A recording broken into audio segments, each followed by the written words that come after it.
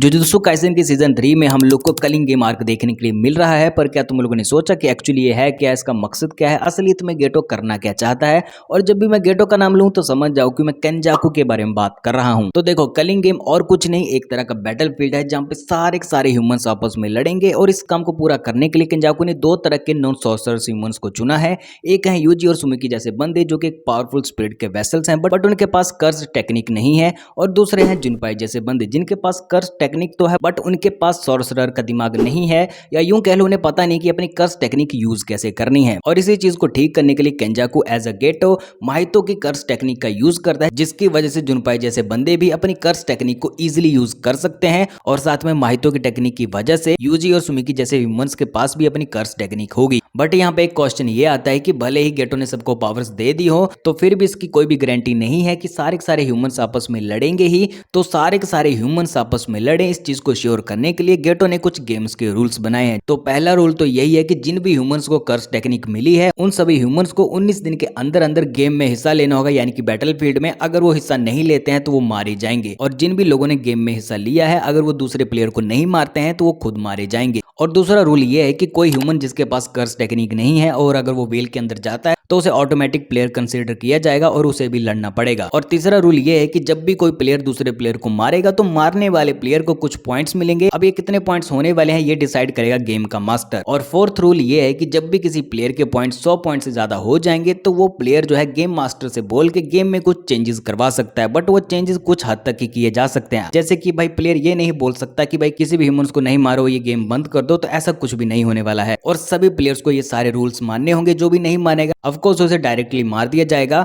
और ये पूरी मार काट यानी कि कलिंग गेम लगभग 54 या 56 दिन तक चलेगा। और सबसे इंटरेस्टिंग बात यह है कि केंजाकू इस पूरे प्लान की तैयारी 1000 सालों से कर रहा था। अब आते हैं हम लोग अपने असली सवाल के ऊपर कि एक्चुअली गेटो को यानी कि केंजाकू को इस सब से मिलेगा क्या। तो एक्चुअली केंजाकू सारे के सारे ह्यूमंस को आपस में लड़ाने के बाद उनसे जो कर्स एनर्जी निकलेगी उसको इकट्ठा करके सभी ह्यूमंस को टेंजन से जोड़ना चाहता है, ताकि भाई ह्यूमैनिटी इवॉल्व कर सके। या यूं कह लो केंजाकू सॉर्सरर्स का सुनहरा दौर लाना चाहता है, जिसमें कि पावरफुल सॉर्सरर्स होंगे गोजो और सुकना जैसे।